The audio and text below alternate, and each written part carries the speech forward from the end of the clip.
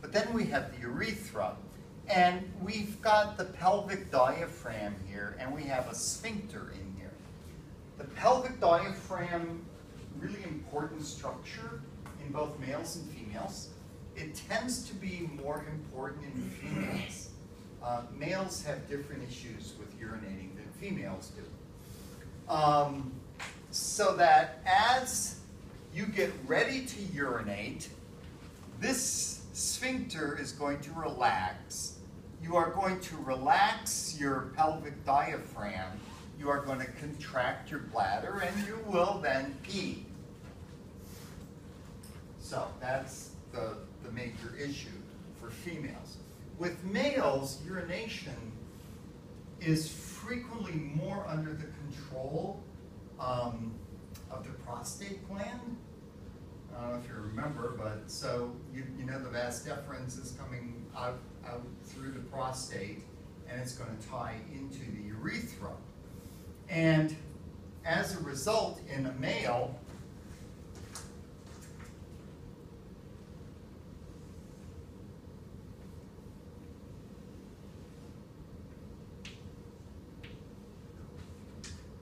the prostate controls whether you can urinate or ejaculate. So males have the prostate to help with controlling urination. And additionally, they have about an extra 15 centimeters of urethra. You know, it's just much longer in a male than in a female. I mean, a female, the typical, talk about not drawing a scale, okay? This distance from the bladder to the outside in typical female is 30 to 40 millimeters. It's not, it's this far, okay?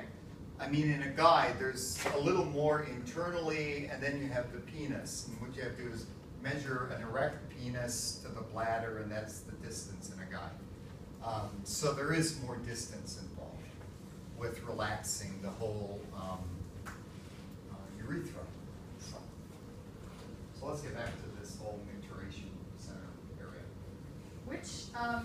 Yes? Which of the pelvic diaphragm and the sphincter are under voluntary control? The pelvic diaphragm, the sphincters are not. Okay. You can control no sphincters. Well, oh, I take that back. There's the anal sphincter, the external anal sphincter you can control. You have some control over the pelvic diaphragm. Now the pelvic diaphragm for a woman is about yay big, and through the pelvic diaphragm comes the anus, the urethra, and the vagina, the whole vaginal vault area. So women sometimes will have issues with aging or after having babies with urination. And the problem is, you know, you dribble. That's, you know, that's the way it goes. Older guys also dribble. Dribbling is a fact of life, especially in basketball. And I find many women know this fact. Kegel exercises. Kegels are exercises for the pelvic diaphragm or the pelvic floor. And it's a matter of contracting and relaxing, contracting and relaxing. You are doing the equivalent of going to the gym and working out.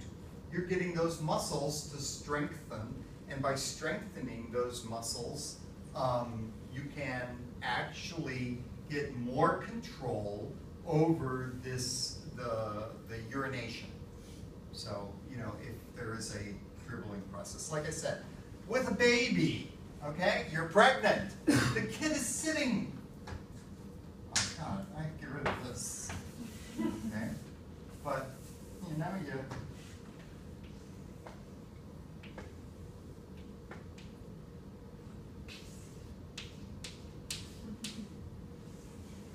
kid is sitting on your bladder. All right, I mean, it's like, oh, squish that bladder. The bladder can never work properly. All of this is pushing on the pelvic floor so that the actual diaphragm is being stretched out, the pelvic diaphragm is being stretched out. So urination in a pregnant woman, it can literally be on a half an hour time scale, and that is completely normal. So, well, it's probably way too much information than you wanted today, but that's where it goes. So, we have the Pontine Micturition Center. It's getting signals from the lower cord, from the sacral cord, that essentially says, it's time to pee. The signals that are going to go back there that says, well, pee, also come from the Pontine Micturition Center. This cerebellar vermis signal that's coming there, we're going to talk about more in just a minute. Basal ganglia. Basal ganglia are involved with almost everything that has to do with skeletal muscle in you. And you go, skeletal muscle? What's, oh, pelvic diaphragm, skeletal muscle. So you need, you can control this minimally. The sphincter control has more to do with the sphincter as it is leaving the bladder. Now, this and this are going to come together in just a minute, as well as the frontal micturition inhibiting area.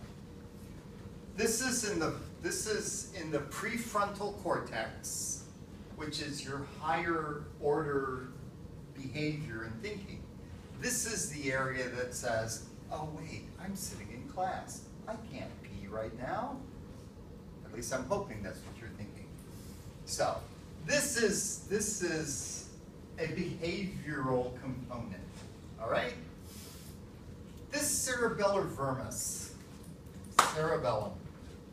Oh, I love the cerebellum. Cerebellum is so wild. Oh, did any of you, did that article show up for you? The girl who can't feel pain? It did. It's there. Good. I put it up and I'm hoping you had access to it. Great. I'll try to put one up about a young woman in China who doesn't have cerebellum. I can't. That's what? Weird. No, that's not weird. That's flippin', outrageously weird. Yeah. So, because this center in the cerebellum is going to involve motor memory and motor learning. Now, we've talked about the fact that I'm walking back and forth, okay, here, without putting any thought into walking. That's due to two things: motor memory and motor learning. I've learned how to walk. I know what I'm doing, I think. And I'm doing it pretty successfully most of the time. But now let's take you back to when you were that big. You had no idea how to control peeing. Little kids don't micturate, they don't urinate, they pee. All right? But you had to learn. And part of that process is the maturation of the cerebellum and building up both behavioral pathways and motor pathways all through here. You have to, number one, learn to figure out when is it time to pee. What is this weird sensation? Whoa, look, I'm all wet. Okay? So that's a learning process. But then you have to build up motor pathways that respond to that process. It's not a simple reflex arc. It's not like, oh, I have to pee, I can wait, let's go, da-da-da. Maybe some of you have had weird, mean roommates. You fall asleep, and they'll run water. They will do something even worse. They'll take your hand and put it in warm water. By the way, that will get you to be like this, as will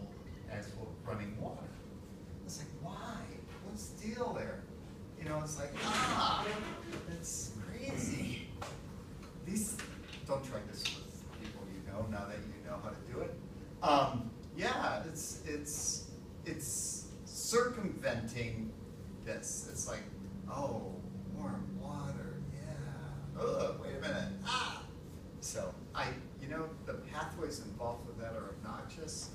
They short circuit the cerebellum, the cerebellar. They short circuit the inhibition area, and you just pee. People learn this in the hospital setting, where you're having a patient who's having trouble peeing. Frequently what they'll do, nurse will come in and run, is sick nearby, run the sink. That doesn't work. Warm water, hand in warm water. It's like, we gotta get you peeing, you're not peeing. So, yeah. So there's a lot involved. So kids learning how to pee are tying together all 4 of these areas.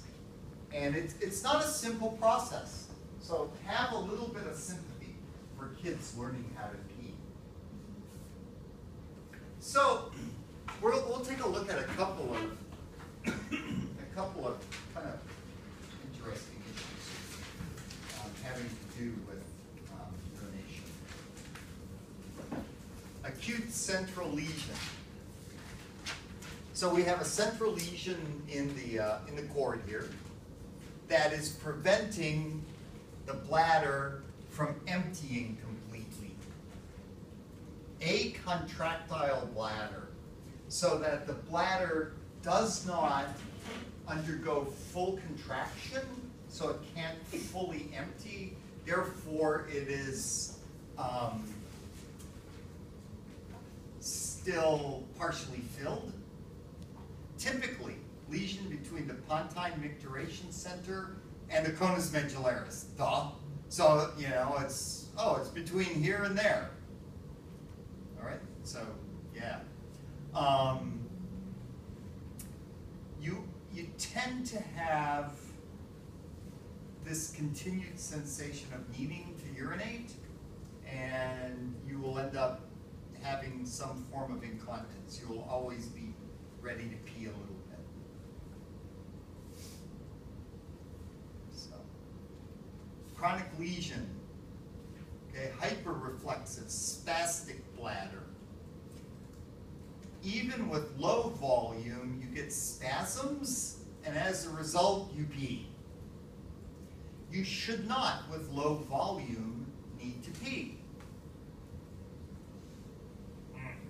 Right now, our dog, we love our pets, don't we? Has a bladder infection. How do boy dogs get bladder infections? I have no idea. And he's having to pee a lot. He'll go out and, it's like, okay, and we dribble, and it's like, ooh, I wish the drugs would hurry up and take effect. Urinary frequency and urge incontinence. So you get the urge, but when you get the urge, you actually start to pee.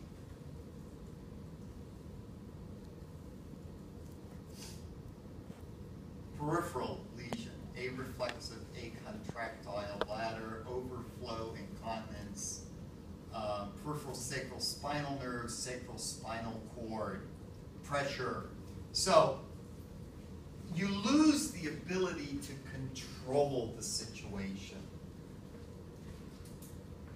So as the bladder is filling, if you sneeze, you pee. If you cough, you pee. If you start laughing too hard, you pee. So this could be due to a lesion. It could also be due to aging. So there are other issues. The problem you are all going to have, and I tell this to my anatomy students, is that you are all going to become, to some degree, a hypochondriac. You're going to see this stuff and say, oh my God, the other day I sneezed and I peed. I must have a spinal cord lesion. Ah! No, your bladder was full. All right? If your bladder is indeed full and you sneeze or laugh or cough, you can dribble some. All right? So, yeah. So